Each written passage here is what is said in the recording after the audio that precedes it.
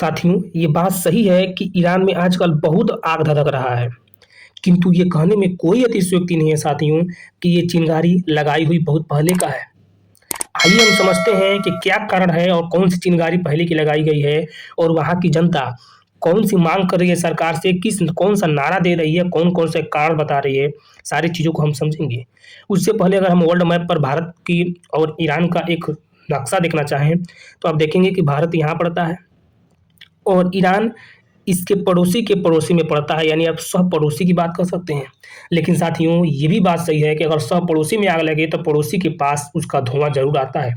तो ये भी हम देखेंगे कि ईरान में हो रहे दंगे के कारण भारत पर क्या प्रभाव पड़ेगा।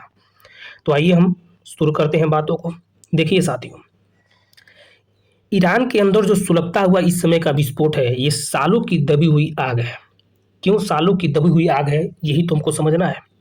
और लोग इस आग के एवज में क्या-क्या बातें कर रहे हैं। देखिए, पहला जो कारण लोग बता रहे हैं, वो है आर्थिक तबाही।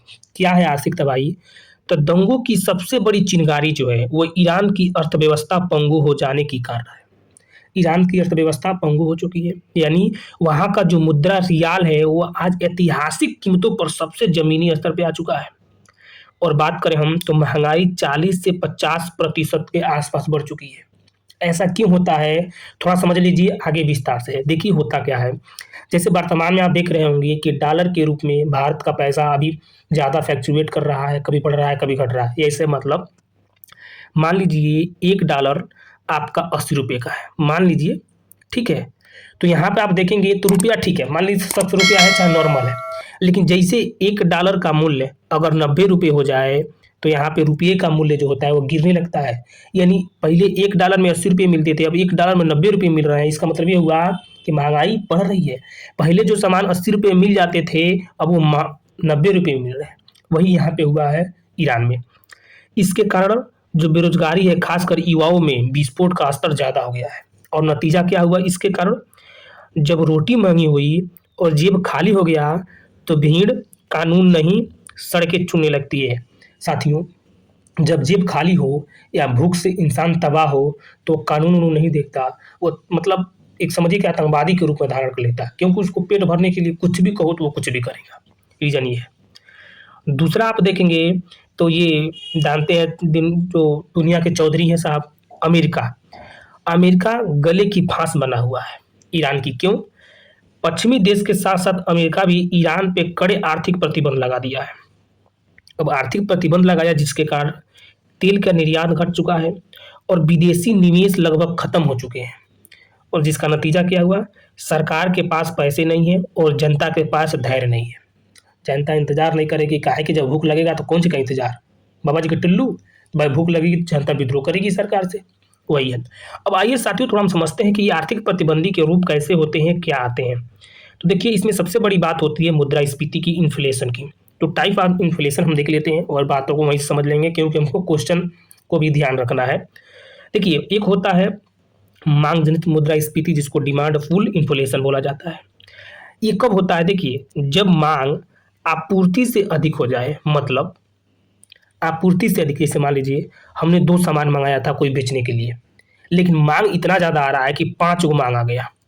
अब जब 5 गो माँग आया, हमारे पास 2 ही है, तो सिंपल सा बात है कि हम इस जो मतलब पहले जितने रुपए में बेच रहे थे उसको महँगा कर देंगे। काहे कि भाई माँग ज़्यादा है, जानते हैं भाव बढ़ गया मेरा। तो कारण क्या होता है? आय में वृद्धि और सरकारी खर्च में वृद्धि। भाई जब जब मान लो ये रोज़मर्रा का मेरा कोई चीज़ लौकी है, मान लीजिए 2 ही लौकी है, पहले 1 लौकी ₹10 में बेचते थे, तो आराम से बिकता था। लेकिन 5 आदमी लौकी खरीदने के लिए आ गए और लौकी 2 ही है, तो हम ₹20 में बेचेंगे। तो जब ₹20 में बेचेंगे तो इन लोगों का भाई महँगा पड़ेगा ना इन लोगों के लिए। वही कह रहा है सर कि सरकारी खर्च में वृद्धि हो गई। जैसे त्योहारों में आप वस्तुओं के दाम बढ़ते हुए देख सकते हैं। जैसे त्योहारों में क्या होता है? त्योहारों में जैसे लोग ज़्यादा माँगने लगते हैं किसी वस्तु की, तो दाम बढ़ जाता है। वो उदाहरण के रूप में दिया गया है। आगे आप देखेंगे दूसरा होता है लाभ जनित मुद्रास्फीति, कॉस्ट पुश इन्फ्लेशन इसको बोला जाता है। ये जब उत्पादन लागत मतलब बढ़ने की कीमतों पर बढ़ता है। जैसे मान लीजिए पहले ₹10 में एक चीज़ उत्पादन होता था, अब ₹20 में एक ही चीज़ उत्पादन हो रहा है। पैसा दोगुना हो गया लेकिन उत्पादन उतना ही है। तब फिर जो महँगाई है वो बढ़ जाती है। जैसे कच्चे माल, ईंधन, मज़दूरी, ये महँगा ज़्यादा होते हैं। उदाहरण जैसे आप देख सकते हैं पेट्रोल महँगा होने की कारण ये सब जो महंगाई है वो मतलब आपकी लागत जनित होती है। तीसरा संरचनात्मक मुद्रास्फीति होता है, यानी स्ट्रक्चरल इन्फ्लेशन होता है। ये अर्थव्यवस्था की संरचनात्मक कमजोरियों को बताता है, मतलब उसकी व्यवस्था को बताता है। जैसे खराब भंडारण, जो अर्थव्यवस्था की भंडारण है, जैसे आप देखेंगे कि विदेशी मुद्रा हो गया, परिवहन, कृषि ढांचा, ये सब अगर आपके देश में खराब इसकी व्यवस्थाएं हैं तो इससे पैसा ज़्यादा कमा के नहीं मिलेगा, वो बता रहा है। तो सामान्यतः देखेंगे तो विकासशील देशों में ऐसा होता है, ठीक, भारत भी एक है इसमें। चौथा देखेंगे तो आयातित इन्फ्लेशन मुद्रास्फीति, ठीक है, इंपोर्ट इन्फ्लेशन की बात हो रही है।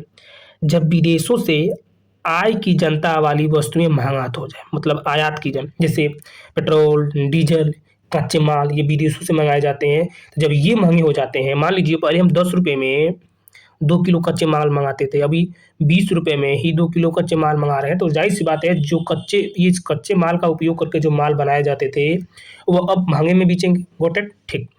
जैसे कच्चे तेल, खाद्य उद्योग, तो मुद्रा अवमूल्यन की बात हो गई, ठीक है।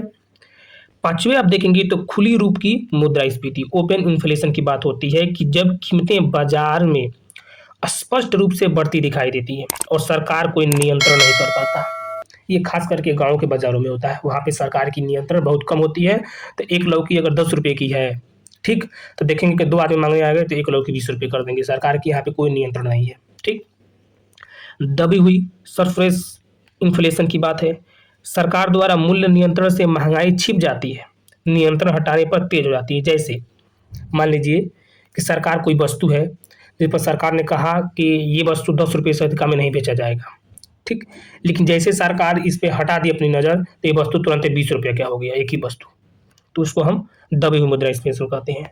अब यहाँ पे देखिए, अब एक होता है चलती हुई मुद्रास्फीति, जिसे क्रीपिंग इन्फ्लेशन बोलते हैं। इसमें आप देखिए ये धीमे गति पे चलती है, जिसको 0 से 3% के रूप में देखा जाता है। ये अर्थव्यवस्थाओं के लिए सामान्य माना जाता है इसको, ठीक है। दूसरा है दौड़ती इन्फ्लेशन, जिसको वॉकिंग इन्फ्लेशन मतलब दौड़ती मुद्रास्फीति। ये देखिए ये मध्य गति यानी 3 से 10% चलता है, जो सतर्कता के आवश्यकता है। उसके बाद तीव्र इन्फ्लेशन देखेंगे, ठीक है, यानी मुद्रास्फीति, ये बहुत तेज दौड़ती है, यानी 10% के ऊपर चलती है, जो अर्थव्यवस्थाओं के लिए हानिकारक होता है।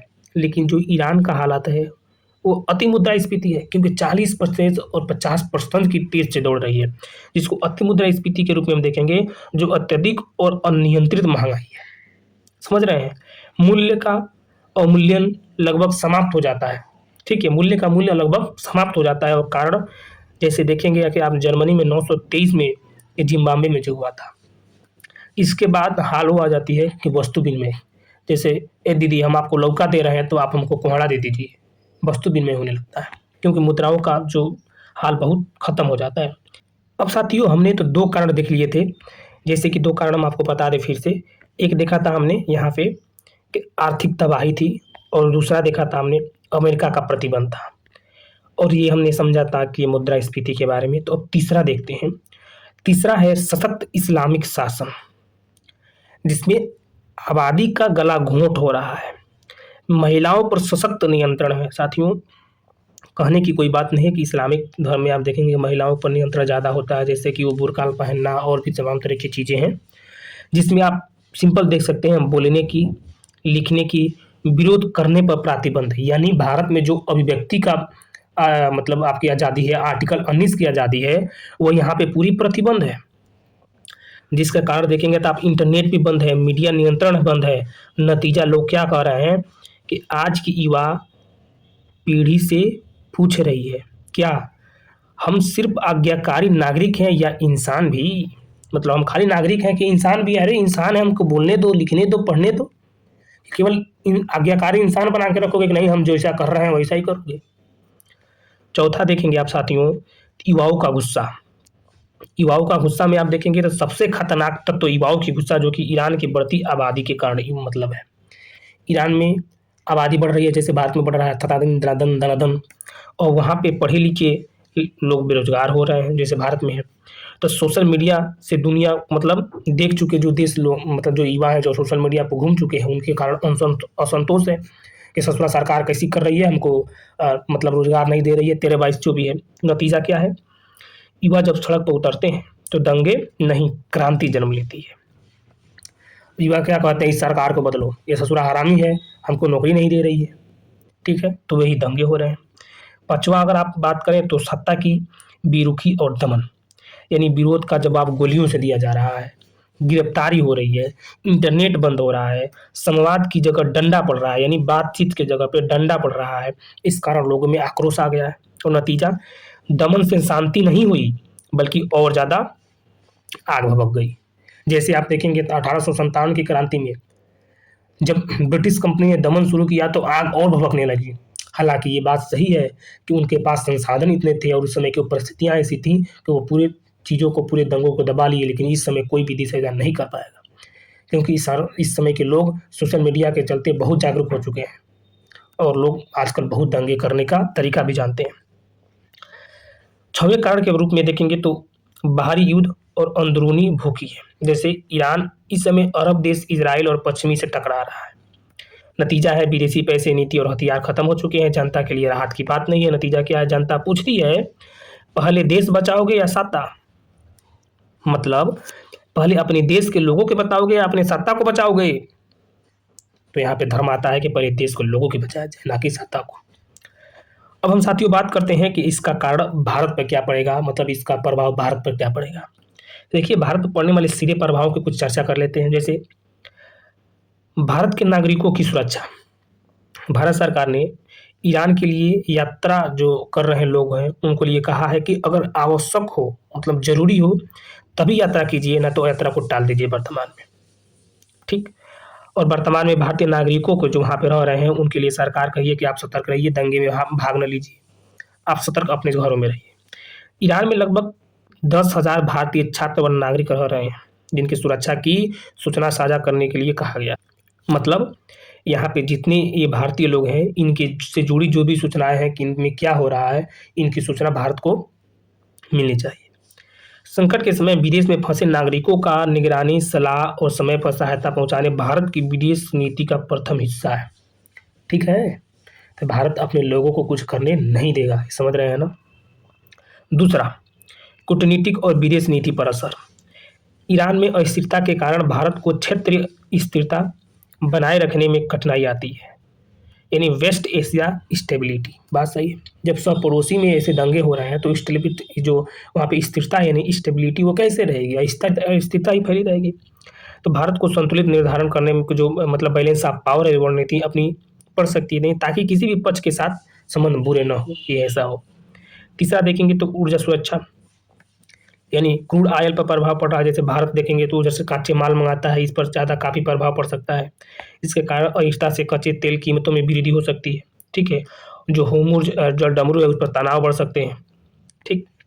उसके बाद से देखेंगे तो चबहार जो पोर्ट है भारत बना रहा है अपनी रणनीति के कारण, जिसके कारण भारत, आप देखेंगे, जैसे देखिए साथियों, यहाँ पर अगर मैप से बता दें, यहाँ पे देखिए, ये ईरान है, यहाँ पे चबहार पोर्ट बन रहा है। ससुरा चबहार पोर्ट यहाँ पे कहाँ है, नहीं कमालत भाई, चबहार पोर्ट यहाँ बन रहा है। भारत सोच रहा है यहाँ से हम यहाँ जाकर इधर जो एशिया है, यूरोप, उधर हम चले जाएंगे आराम से।